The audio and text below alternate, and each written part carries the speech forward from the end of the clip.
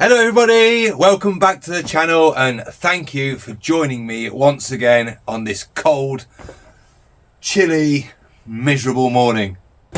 As you can probably tell, I'm back in the garage this morning with Teddy, my C90, my Honda Cub.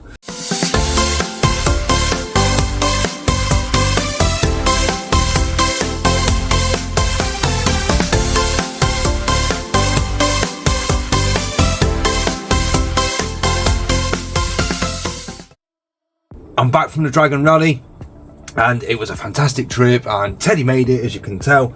But if you've not seen that video, I'll post I'll post a link down in the description below so you can go and have a look at that if you want.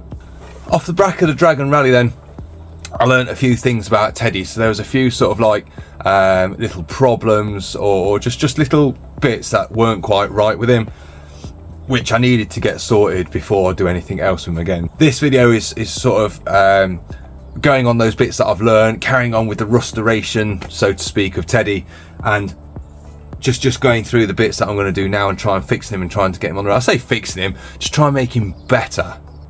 Basically what was happening then was whenever the fuel tank got down to half, I started getting fueling issues. Teddy started bogging down and going like and all this kind of weird and wonderful stuff like you may have seen in the video.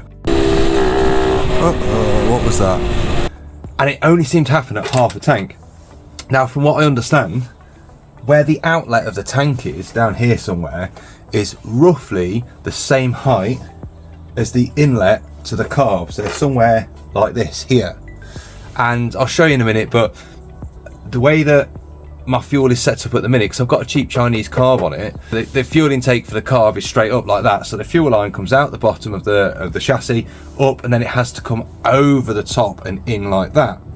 What I think this is meaning then is that where the top of the fuel line humps, like Loch Ness's back, where it comes up like this and over, I think is slightly higher or in line with about half a tank.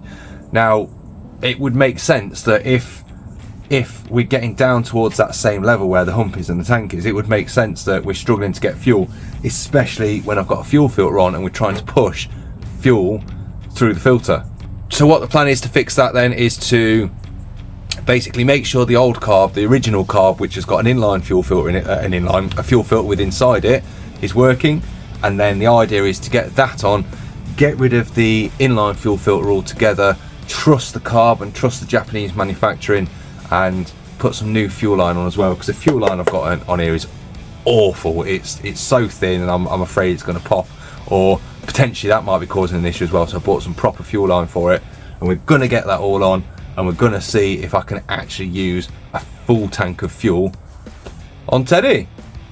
Elephant in the room as well then, I've put some Honda CG Shiny 125 shocks on Teddy.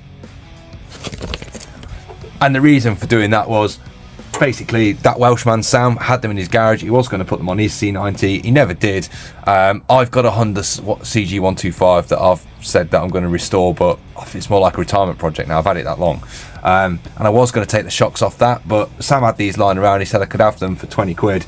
So it saves me taking them off my bike. So I've bought them off Sam and I've stuck them on the 90. So I'm a big boy. I'm a big heavy boy.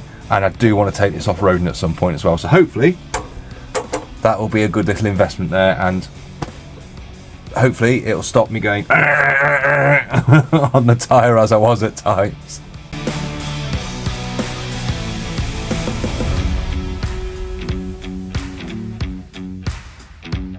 So this is what I was saying about the carb look. So fuel line comes up and over like that, which, to be honest, I don't know. I think that is below there, but look at this. You can see the fuel at the bottom here. There's that massive air ball, so that's happening when the tank gets down to that half level. So that's obviously part of my problem. Maybe there's air getting in somewhere or something like that. I think I'm gonna have to put on the original carb and just see and put a fuel line in without that and just see what happens. I've got nothing to lose, have I? So let's do it. Let's get on with it.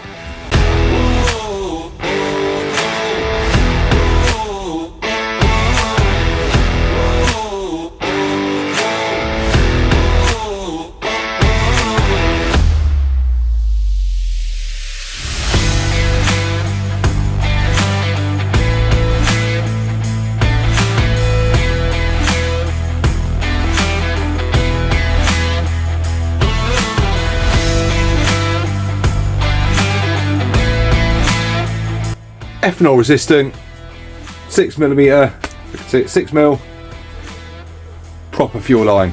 So now that's going to go direct from the tank straight into the carb, and I'm going to rely on the carb filter. So see what happens.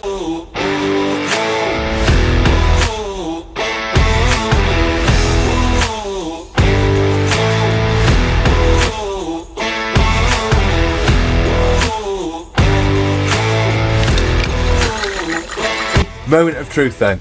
The original carb's back on, got my new fuel line on, tank is relatively full.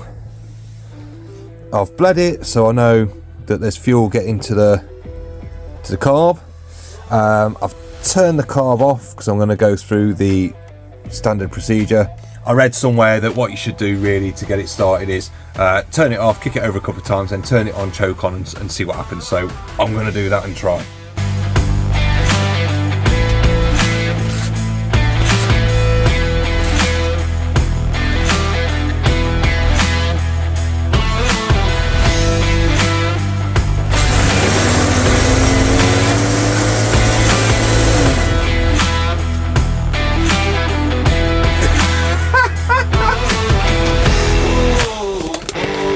When he started,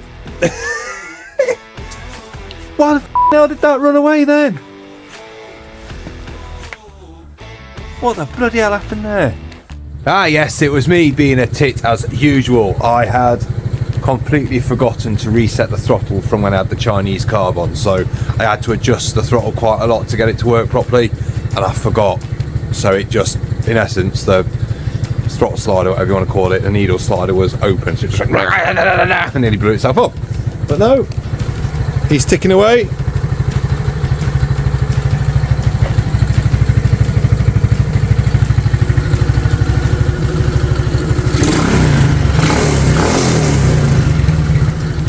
So the only thing left to do now then is test ride and see what happens. So let's go for a bimble.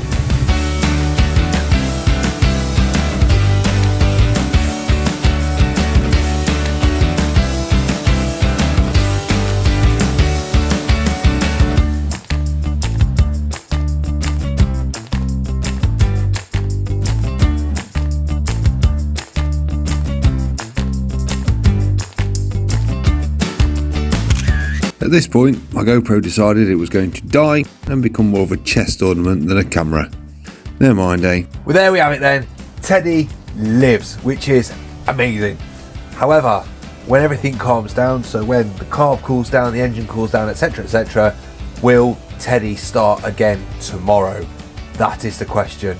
Will he start again tomorrow, and the next day, and the day after that, and the next day?